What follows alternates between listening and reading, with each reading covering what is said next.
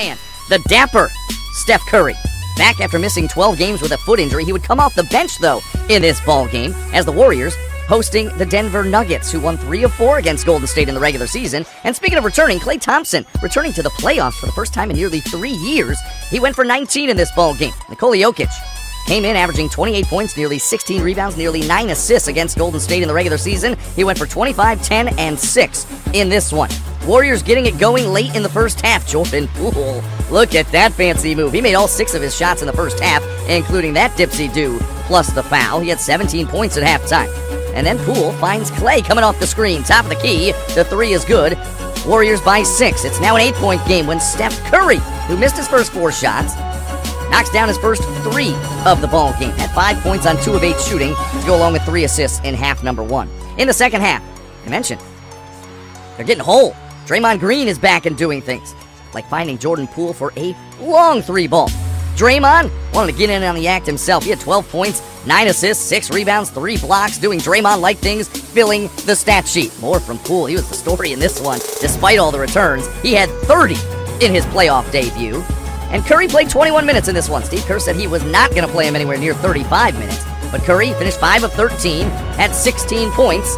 And the Warriors win comfortably in this one, 123-107, dating back to the regular season. Now Golden State has won 6 in a row. Facing each other in the playoffs, of course. That was a series where Kawhi's jumper bounced all over every inch of the rim before going in Game 7. But the Philadelphia 76ers out for revenge and coming out strong in this one. Tobias Harris dunking, then Tyrese Maxey for 3. And then Embiid floating in the paint for 2 more with a nice little Euro step and a finish with the left hand. Embiid, 15 points, 9 rebounds in the first half. And here he is down low, muscling his way for 2 more as Toronto down by 18 at halftime after winning 3 of 4 against Philly in the regular season.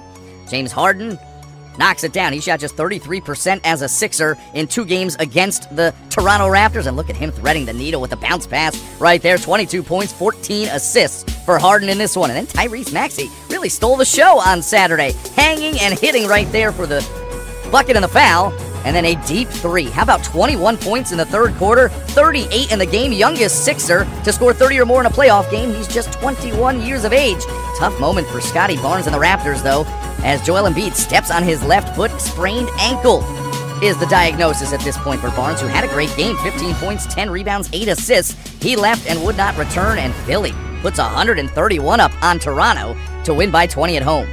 Led by Ja Morant, taking on Anthony Edwards and the Minnesota Timberwolves, who are in the playoffs for just the second time since 2004, and Ja Morant was ready for the liftoff early in this one, getting to the rack.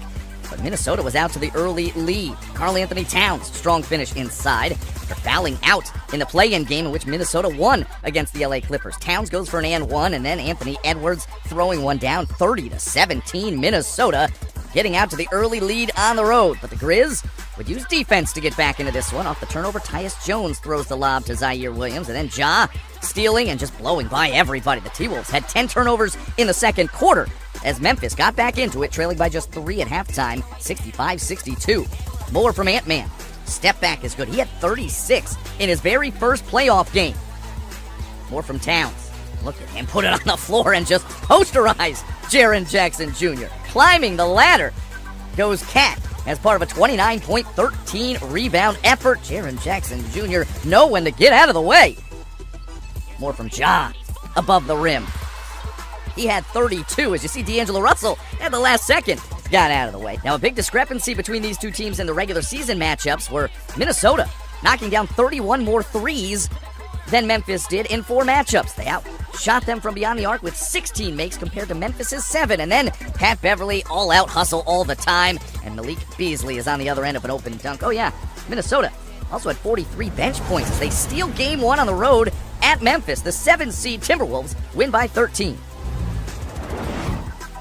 Participant out with a strained calf for Game 1 of the 4-5 matchup in the Western Conference between the Dallas Mavericks and Donovan Mitchell and the Utah Jazz. Now, Jalen Brunson tasked with helping to replace some of the production that Luka normally provides. He had a playoff career-high 24. His starting backcourt mate, Spencer Dinwiddie, had 22 in the ballgame. Meanwhile, Bojan Bogdanovic helping Utah stick around in the first half. He had 20 of his 26 points in the opening 2 quarters. On 8 of 11 shooting, it was his 6th career 20-point playoff game as Utah led 45-43 low-scoring first half. Donovan Mitchell had just 2 points in the first half, but he comes out cooking in the third, absorbing the contact there across the face. Dorian Finney-Smith assessed with a flagrant 1 on the and 1. Then a step-back 3 off the glass from Mitchell. Then in transition, rising up for a big slam.